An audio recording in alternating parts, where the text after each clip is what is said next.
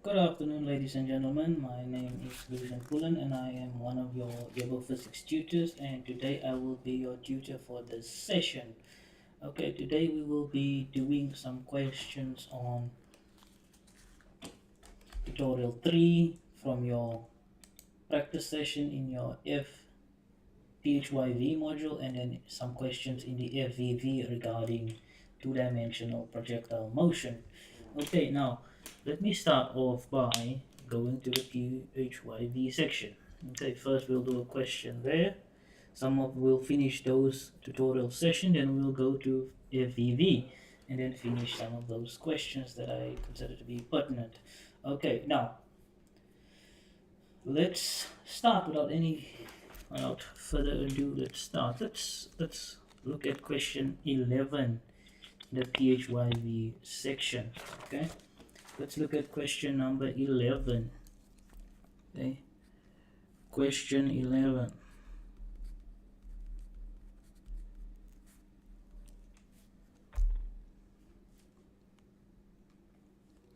The question asks is as follows.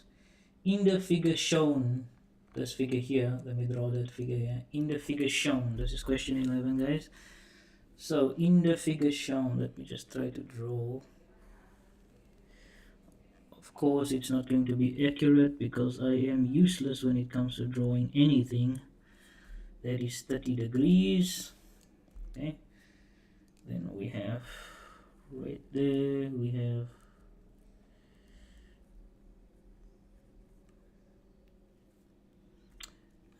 have a block sitting there of 2m, and then there we have a line connecting that block going down to another block of mass m. Okay, that is a block of mass 2m, this is a block of mass m. This is the situation at the moment. Okay, that's what we are been given in this drawing now. In the figure shown, this figure that I just drew here, okay, now it's always helpful to always draw what you see or what is being given to you. Okay, if you need any questions, I see as a viewer, if you have any questions, please use the chat box, or alternatively you can use the Teams meeting which is currently running. Let me see if before I continue, let me see if anyone has joined the Teams meeting.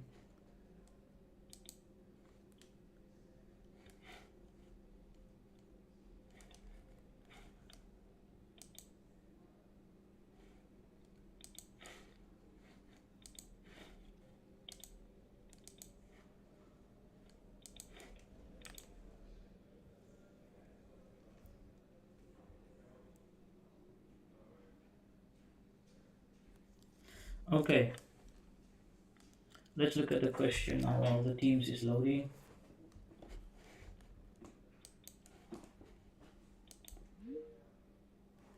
Okay, in that figure shown, this figure here, the coefficient of kinetic friction between the block and the incline, okay, so the coefficient of kinetic friction between this block and the incline is equal to 0.29.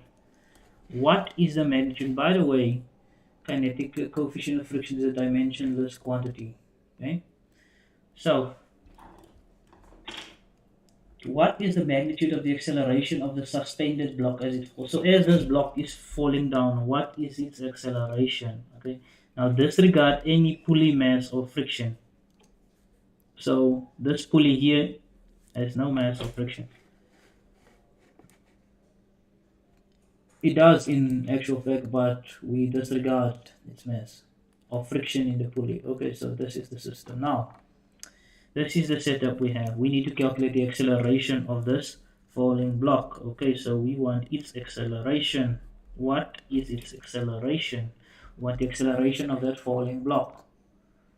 Okay, and there are the options. Let's work out the problem. Okay, we are given the coefficient of kinetic friction, okay, meaning it's already moving. If it was stationary, then it would have being the coefficient of static friction. Okay, but we have been given the coefficient of kinetic friction.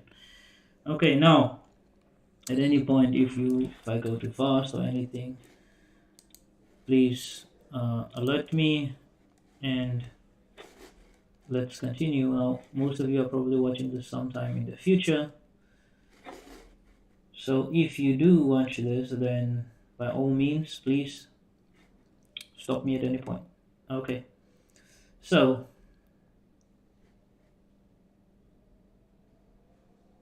let's continue. Now, the forces, let's say that this is, let's draw this here. This is the positive x direction, positive x that way, positive y that way. Okay, so there is your axis. Okay, now the sum of the forces on this block here is going to be the normal force, and the, not the vertical, the horizontal component of the weight, or we call it in this case F perpendicular, okay, of the weight. Then we have the force of tension, and then the force of friction, of course. Okay, these are just the two forces I drew in there quickly. Okay, so the forces on the 2m block in the y direction. Okay, so the forces on the 2m block in the y direction.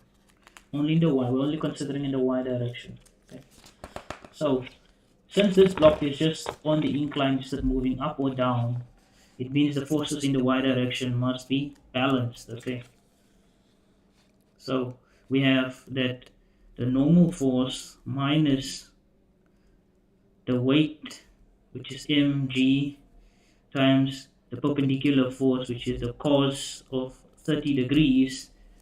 Okay, just this force here, if we work out that force, okay, we get this.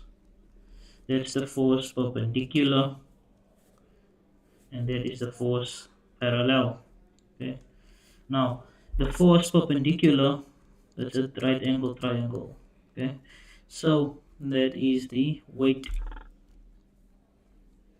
It's a bit skew, but it should actually come straight down like this, but yeah, it's a bit skew. Imagine that it's coming straight down. Okay, so the normal force minus this perpendicular force should equal 0. Okay, it should be equal to 0. Okay, that should be equal to 0. Now you can actually solve for the normal force. Okay, the normal force is then equal to, if we take everything over, we have that the mass, or the times the gravitational acceleration, or the weight, times the cos of 30, which that whole thing gives us just that perpendicular force. And that is equal to, the mass is just equal to m, 2m. Gravitational acceleration is 9,8. And then the cos of 30. Cos of 30 degrees. Okay, let's check first of all on the calculator what's the cos of 30 degrees. I can't remember my high school. 0.86. Okay, so 0.86. 0.86. So the cos of 30 degrees times 2 times 9,8 is just equal to 17.0. 17.0 m. That whole thing is 17.0 m, and its units, don't forget, is in newtons. Okay, it's in units of newtons. It's in newtons. The normal force, do not confuse the normal force with the units newtons. Okay, so it is 17.0 m. That is the normal force. Okay, now we have the perpendicular, the sum of the four perpendicular forces on box 2m. Let's consider the forces on the box 2m, but we consider the forces in the x direction, so all the forces going horizontally. Okay, let's consider those forces. The horizontal forces of the, or acting on the 2m box. Okay, so we have the tension there of that cable, the rope or tension. So it's the tension plus the tension plus the weight of this box, so this block,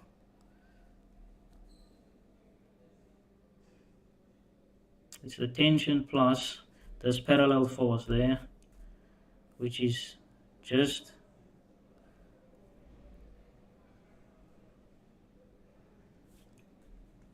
that's just the mass, that's the small m, mg sine 30.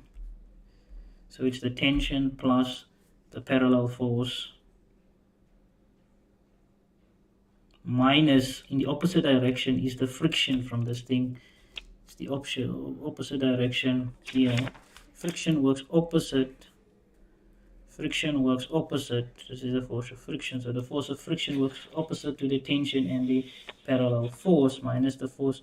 And we get friction by UK times the normal force.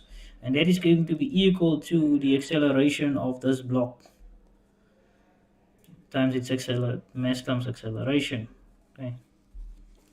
Now let's see. Tension, we don't know what it is yet. Note yet.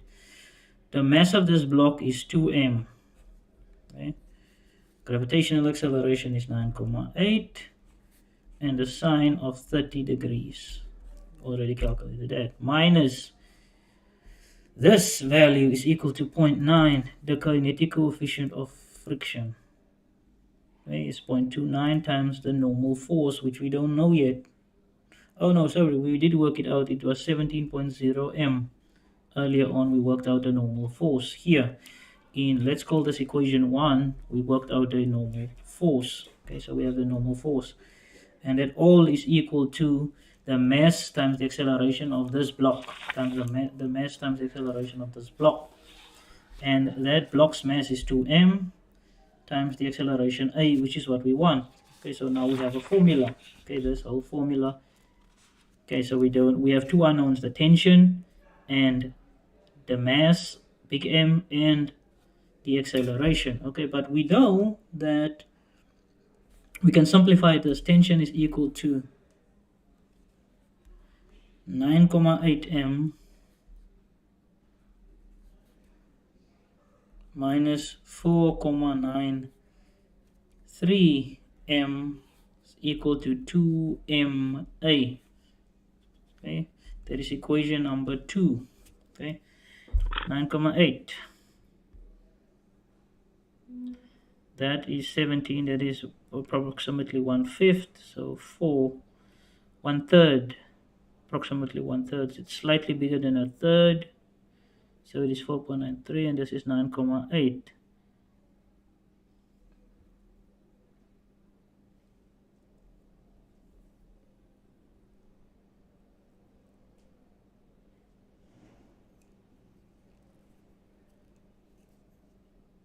Sine of 30 is a half. Okay.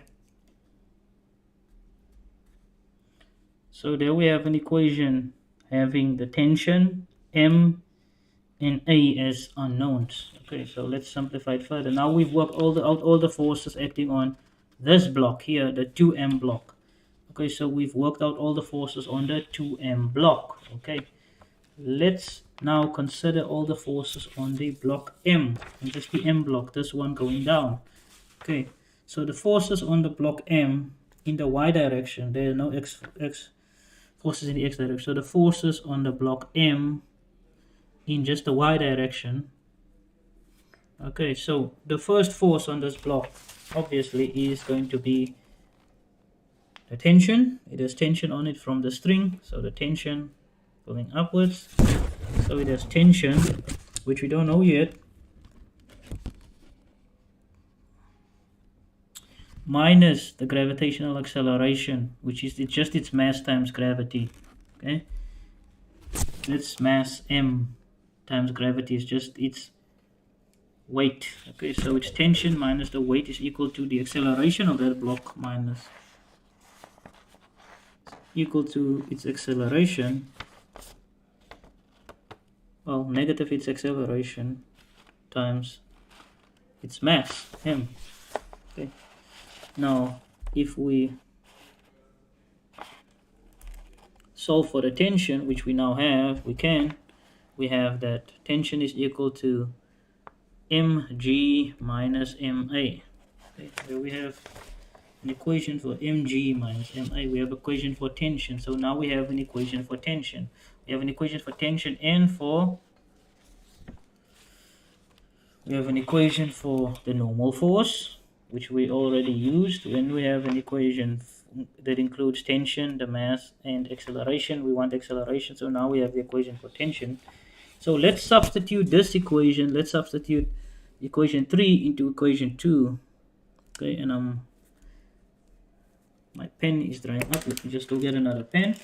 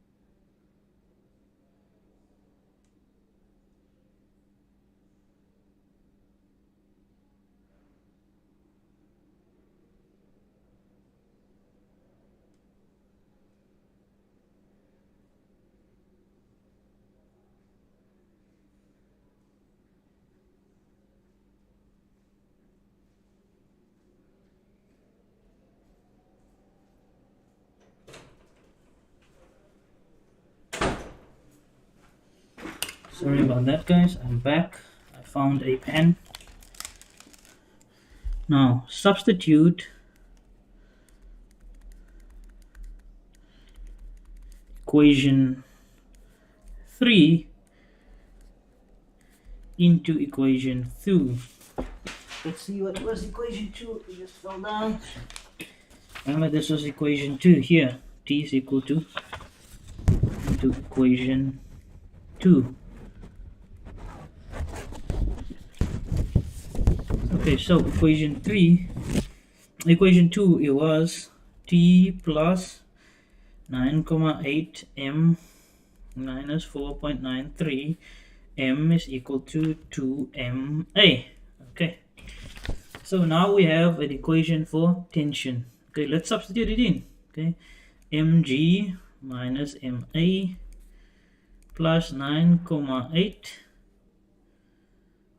m minus 4.93 m equal to 2ma. Remember, we want a. Okay, so now we have only m and a. Okay, we can actually divide throughout by m, and then we will be rid of m. Okay, but there is no need at this point. Okay, so let's just let's do some groupings. Okay, so this is negative ma. If we take it over, it becomes positive ma, so this will be 3ma. Remember, we're taking this negative ma over to the other side.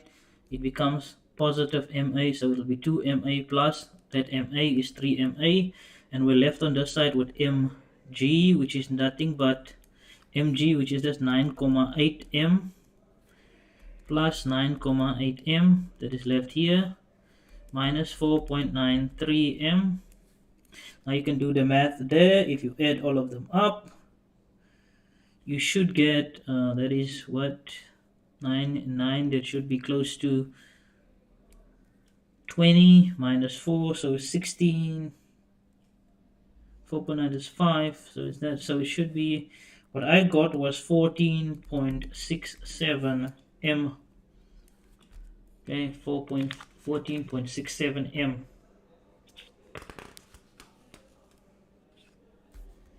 That is what I got, is equal to 3ma. Remember, we want this a. Okay, now if we divide both sides by m, it cancels out, so we're left with 3a is equal to 14.67. If we divide by 3 on both sides, we get the acceleration, which is in this case going to be 4.9 meters per second squared. So we managed to calculate the acceleration of that falling block. Okay, or since the system is connected and it's not a stretching cable connecting them, the acceleration of the system is 4.9. Okay, so there we have it, 4.9. Let's look at the options. Is there a 4.9 option? We've got a 5.4, 5.2, 4.9 there. Let's check.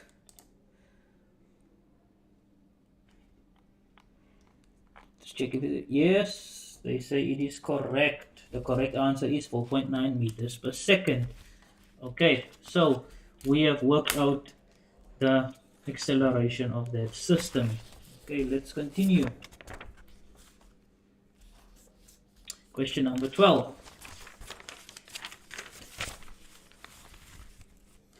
Now note, if you have any questions at any point, please stop me and then ask me.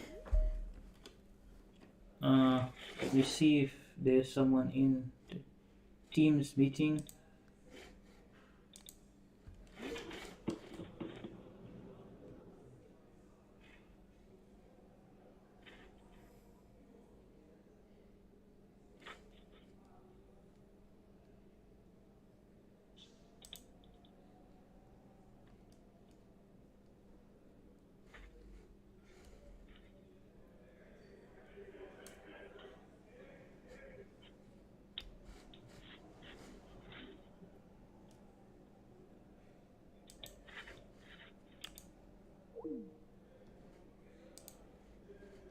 Okay, let's continue.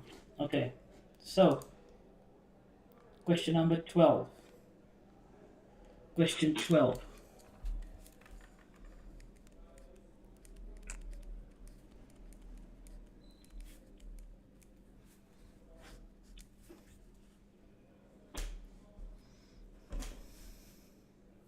Sorry guys, I don't know what this is. This kind of haziness on the screen there.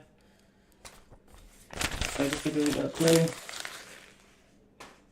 Okay, question 12. The question asks, the question says the coefficient of kinetic friction between the surface and a larger block. Okay, so this is this. Let me draw this situation. Okay, so we have a smaller block, and then we have a larger block. Smaller block has a mass of 2m. Larger block has a mass of 3m. Okay, with a force. And ignore that the force is not supposed to go through the block. That's just my terrible drawing skills. Okay, so we have a force there pushing these two blocks. Okay, some force. Okay, pushing these two blocks that are connected to each other. Well, which are next to each other. Okay, the question says the coefficient of kinetic friction between the surface and the larger block. Okay, is point. The coefficient of kinetic friction, meaning it is moving. The coefficient of kinetic friction for this block is 0.25. So I like to write things in as I go along, so it makes me keep track of everything. It's 0.25 since coefficient of friction is a dimensionless quantity. There is no units. Okay, so and the coefficient of kinetic friction between the surface and the smaller block is 0.4.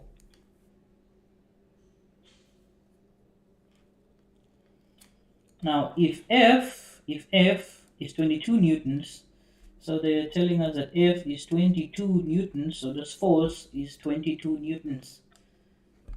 If F is 22 newtons and the mass is 1 kilogram in the figure, and M is 1 kilogram, so this will then be 2 kilograms, and this will be 3 kilograms. Okay, just roughly, I'm just writing in what I can at this moment. Okay, so what is the magnitude of the acceleration of either block? What is the magnitude of the acceleration of these blocks? There are the options. We need to work out what the magnitude of the acceleration of one of those blocks are. Okay.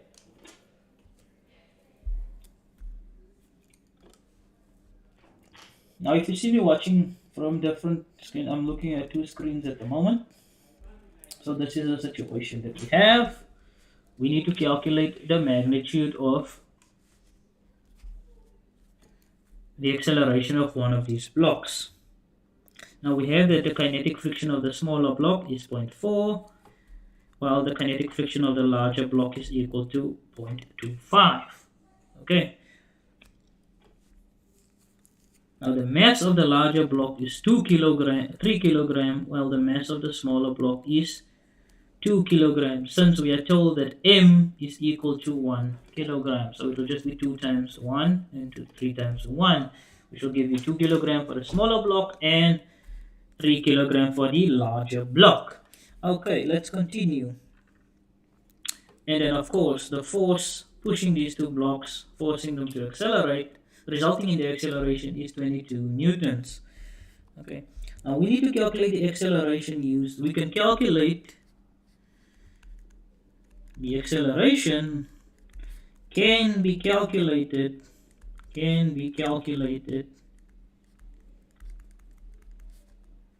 using the following expression.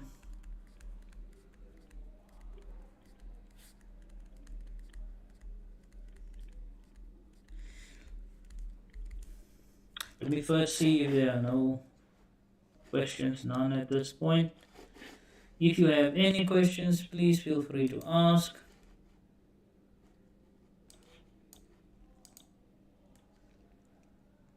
Let me open up a Teams meeting again. That's giving me problems.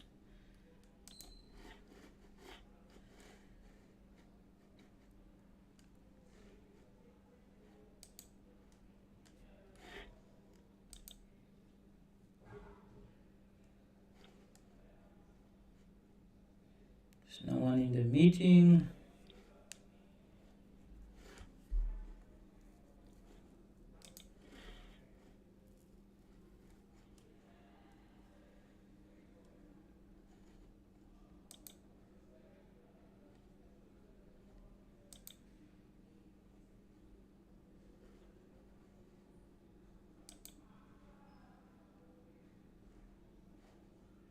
Okay, now I get in Teams.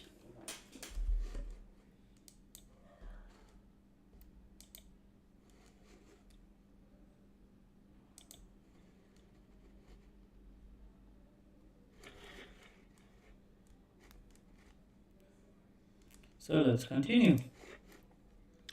There we have the situation. Now the acceleration can be calculated using the following expression. That force there pushing those blocks is equal to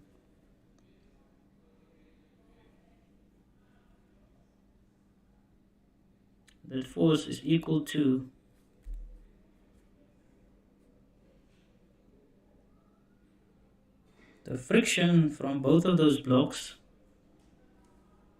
plus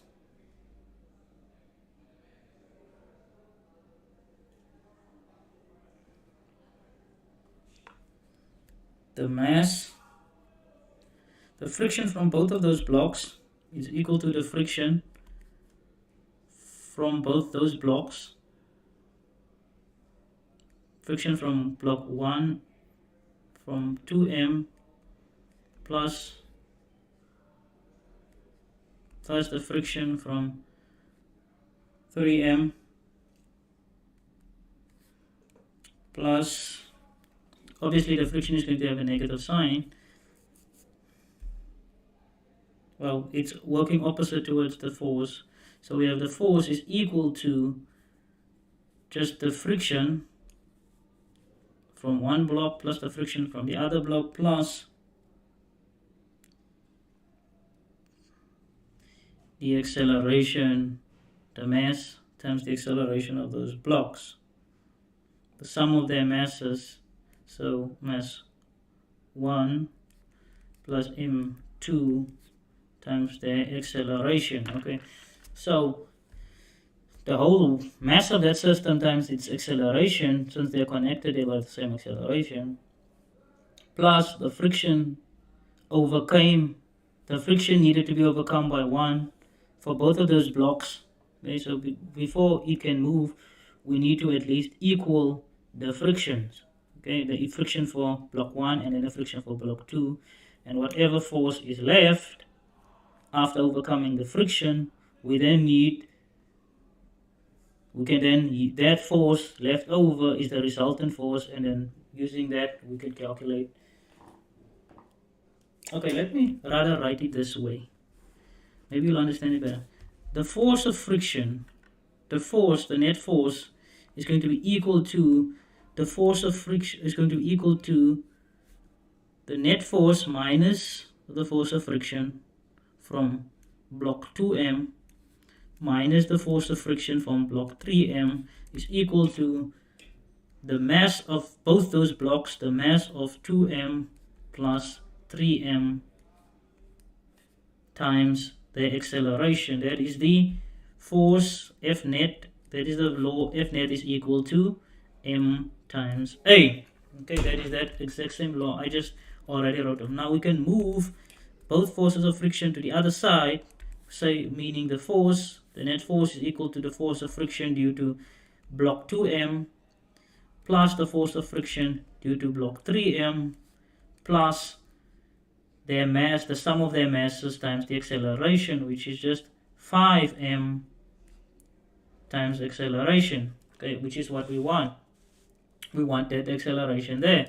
Now we have the force, it is equal to 22 newtons, equals to the force of friction. In this case is going to be the kinetic coefficient of friction for that, 2m block, and times its mass, 2m mass. Okay, let me rather use symbols for now. Force of friction is equal to the kinetic coefficient for block 2m's kinetic coefficient of friction, K2m. I just write too small. Okay, so I'm going to write it here. Force is equal to 2m, the force of friction of 2m, which is just going to be UK for 2m times the mass of that block, which is 2 kilograms. So the mass of block 2 m times its weight times the gravitational acceleration g. Remember, this mass times acceleration is the normal force. Now the normal force multiplied by this normal force multiplied by the kinetic coefficient of friction gives you the actual friction. Now we have the kinetic coefficient of friction for block 3m times its mass, which is m3m times gravitational acceleration, plus 5m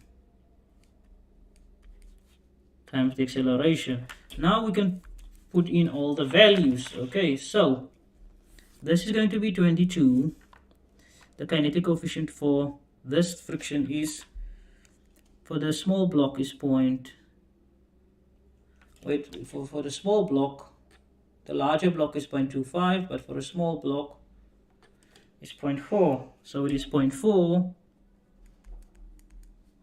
multiplied by its mass, which is 2 kilogram, multiplied by 9,8, plus its kinetic is 0.25 multiplied by its mass, which is 3, multiplied by 9,8.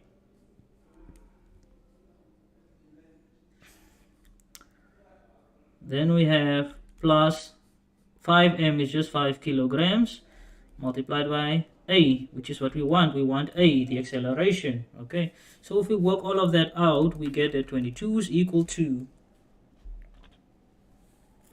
15.2055 plus 5a. Okay, we subtract that from that side, we just do the normal algebra.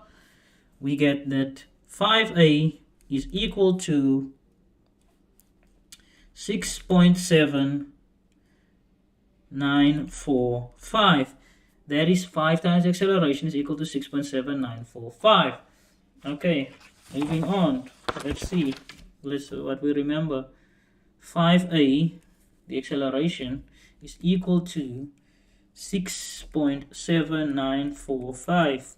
Okay, so that means the acceleration is equal to that value, 6.7945 divided by 5, giving us 1.35 as the acceleration in meters per second squared. Now this can also be, if you take it to 2 decimals, is 1.4 meters per second squared. Okay, so we've got 1.4. Let's see if there is an option for 1.4. There we have it, 1.4. Let's check.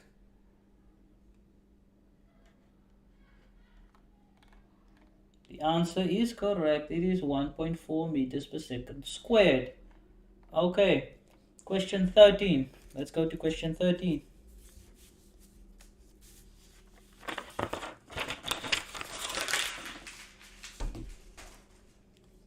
Question 13.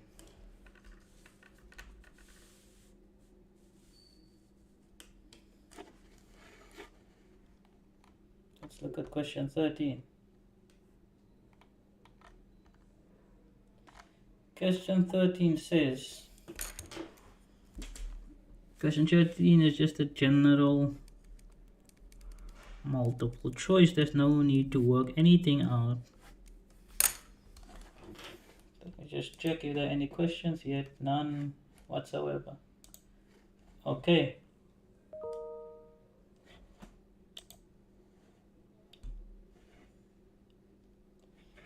So no question. Okay. No questions from question 13. There is no workout question. There's no questions from the chat or the teams. Okay, so let's see. Question 13. What is the question? Let me just pull up the question first before I continue answering it. The vector sum of 3 coplanar forces. Okay, so 3 coplanar, meaning they're in the same plane. Okay, now the vector sum of 3 coplanar forces. Okay, meaning they are all in the same plane. If it's in the xy plane, then all of these forces are in the xy plane. If it's in the xz plane, then it's all in the xz plane. If it's in the in the YZ plane, then it's all in the YZ plane, meaning these four forces are coplanar. Okay, now the vector sum of three coplanar forces must be zero. No, it can be bigger than zero. It must be perpendicular to one of the three. No, it doesn't have to be perpendicular. It must be parallel to one of the three. It doesn't have to be parallel. Must be perpendicular to the plane. No. May have any direction in the plane. Yes, coplanar forces may have any direction in the plane. Okay, let's see. Are we correct? Question number. Yes, we are correct. So, question 13, the answer was E. They can have any direction in the plane. E is the answer for question 13. Okay. Moving on. Question 14.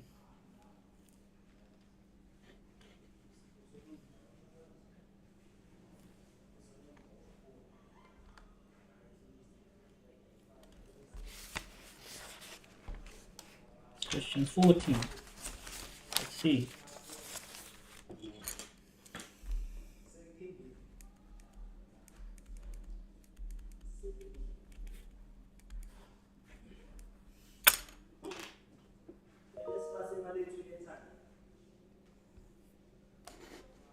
Question 14. The question reads as follows. A 50-kilogram child riding a Ferris wheel with a radius of 10 meters travels in a vertical circle, meaning it is standing upright. This is what they are saying. This is the Ferris wheel. There is the blocks holding the Ferris wheel, and there is the child in this Ferris wheel, sitting there in a seat, legs hanging out, sitting upright, head, arms holding on. Okay, there's the child. Okay, it is the worst drawing ever, but yes, let's try to picture it that way. Okay, so a 50-kilogram child riding a Ferris wheel with a radius of 10 meters. So the radius of this Ferris wheel, okay, is 10 meters. Okay, the wheel completes one revolution every 10 seconds. So one revolution meaning it completes one full cycle every 10 seconds.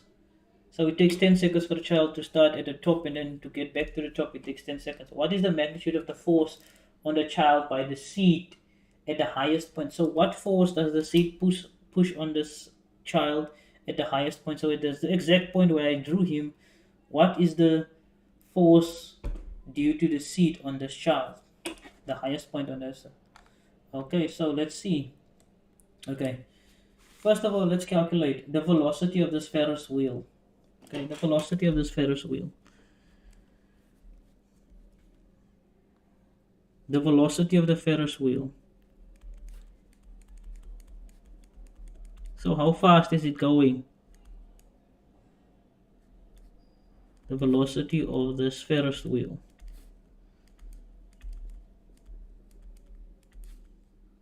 Now we know it takes one complete revolution in 10 seconds. Okay, but what is the distance that it travels? The distance that it travels is just the circumference of the Ferris wheel itself. Okay, because the child is not sitting somewhere in the middle, it's sitting at the outer edge of this Ferris wheel, meaning that it's going to travel the same distance as the circumference of this Ferris wheel. Now, we know that velocity is equal to distance over time. Now, the distance is just the circumference of this Ferris wheel over time. Now, the circumference of this we know that velocity is distance over time. Now, the distance traveled by this child is just going to be the circumference of that Ferris wheel. Now, we know that the circumference of any circular object is equal to 2 pi r. Now, over the time, 2 pi and the radius is 10 meters. Okay, and the time in this case is equal to 10 seconds. That those divide. So we're left with 2 pi r. So 3.14 times 2 is 28. Okay, it is 6.28 if I am not mistaken, 6.28 meters per second. That is the velocity of this child as he is moving. Okay, so now we have the velocity of the child, of this Ferris wheel. We have the velocity of the Ferris wheel. Now the centripetal force is equal to, let's calculate now the centripetal force. Let's calculate the centripetal force.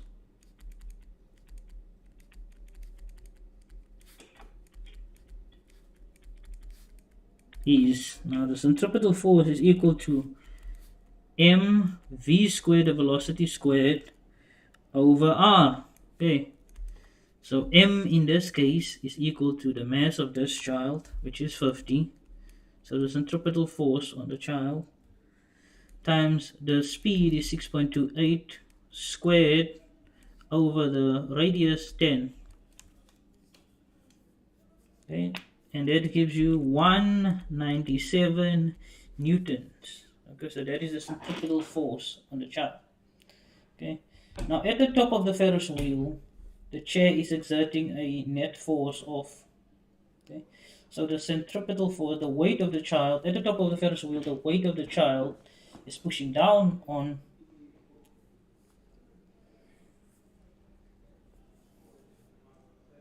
while the centripetal force is pushing upwards. Okay, the centripetal force pushing up and the weight is pushing down. The weight is pushing down, the centripetal force is pushing up. Or rather, the weight is equal to,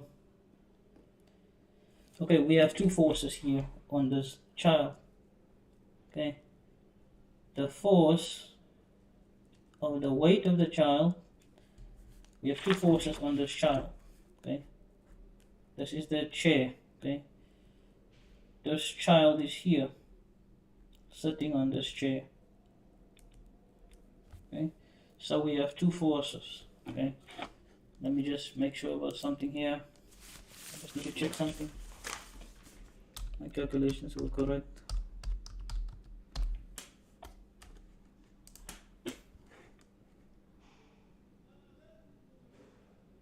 Now, yeah, the centripetal force is the force that makes a body follow a curved path. Okay, in this case, this child is moving in a curve. Okay. It's the force that keeps it moving in a circular path. Okay. So the weight of this child is pushing downwards, and the centripetal force is making it move in a circle. Okay. Now we've calculated the centripetal force, and we have calculated. No questions yet. Okay, let's continue. So we have that at the top of this Ferris wheel, we have that the centripetal force is 197 newtons. Okay. Now the sum of the forces at the top. Okay. Now the net force. The net force exerted by the chair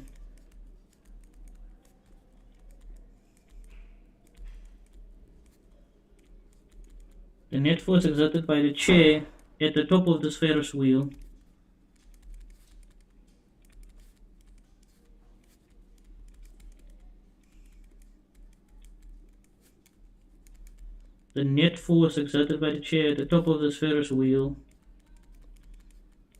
is, okay, so the net force, the sum of the forces, is equal to the weight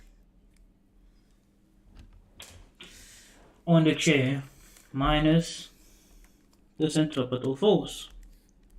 The weight of this child is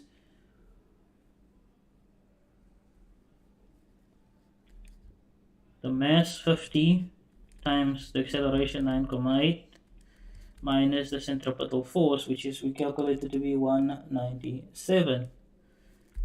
This 50 times 9,8 is 50 times 10 is almost 500, is 490. That I got 490 newtons minus 197 newtons. Okay, newtons.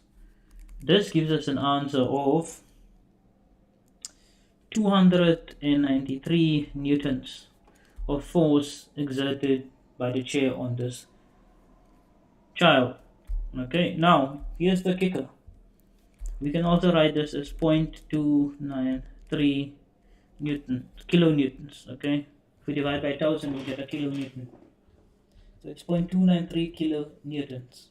Okay, let's see if there is an option for 0.29. There is, the very first one is 0.293 kilonewton. Let's see if we were correct. Yes, we were correct. Okay, now the last one, question 15. Then we can move on to some projectile motion.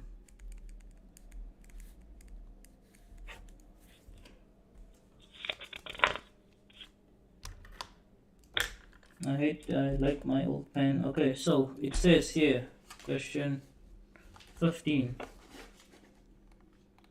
A rock attached to a string swings in a vertical circle. Okay? So you attach a rock to a string and you start swinging it. Which free body diagram would correctly describe the forces on the rock when it is at its lowest point? So when it's at the bottom, let's say this is the rock, moving in a circular arc. Okay. You're swinging it in a circular arc. That's the midpoint. What's the forces acting on the rock at that point? Okay, first of all, it will be the tension in the string and the weight, of course.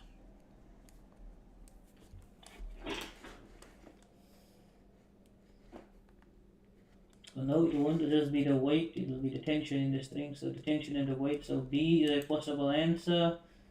Can't just be the tension, can't just be tension, and normal can't be that way. And it's not that fun. Okay, so let's see. Was our answer correct? We were correct. B is the correct one. Okay. We have the tension and the weight on the string.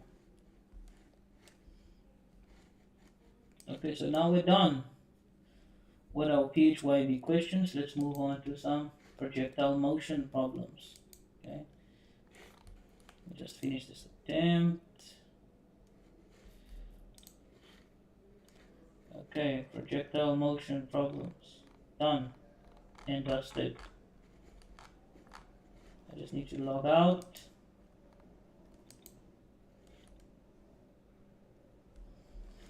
Okay, so next questions are going to be on projectile motion.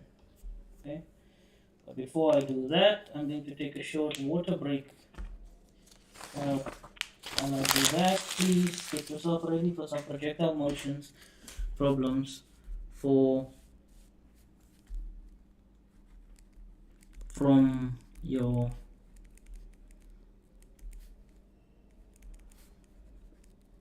workbook in FVV. For those FVV students, projectile motion. So we have projectile motion problems.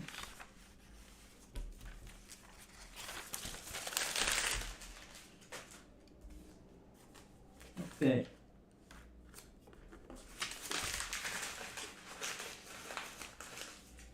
Let me try and bring up the projectile motion problems. Okay, so now first of all, while we have the word projectile motion on there, what is projectile motion? It is just the motion of an object thrown or projected into the air. It's just the motion of an object thrown or projected into the air. And it's subject only to gravitational acceleration. Okay? Projectile motion is the motion of objects thrown or projected into the air, and those objects are only subject to gravitational acceleration. Okay, now let's go to where is a physics workbook. I had the problems from physics workbook here. Let me just get the physics workbook. Now I closed my Moodle. Now I should have gone back.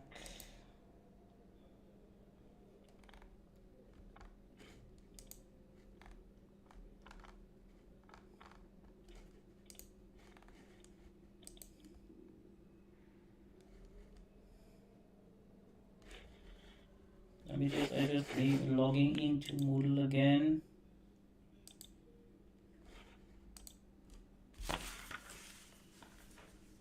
So that I can show the questions that I will be doing.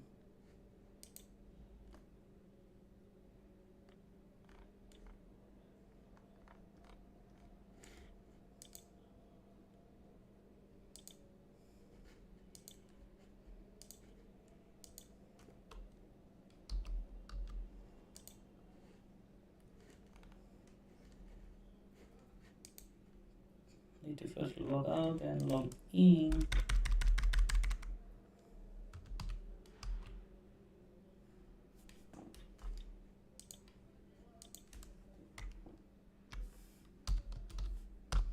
Now remember what I said, projectile motion is just the motion of any object that is either thrown or projected into the air, and that object is only subject to the motion, to gravitational acceleration. So projectile motion are the motion of objects thrown or projected into the air, and they are only subject to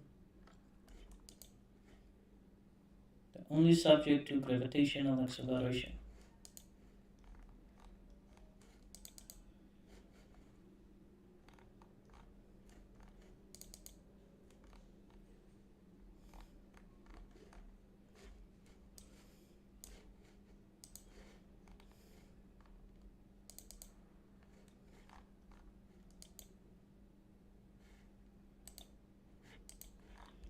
I can't seem to bring up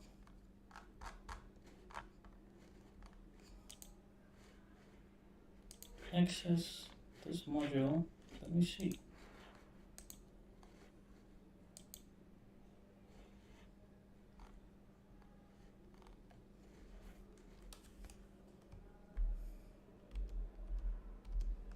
No idea who made it. This. Okay.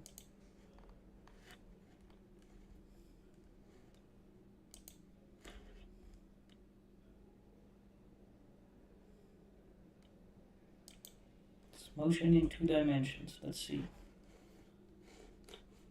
Don't want the notes.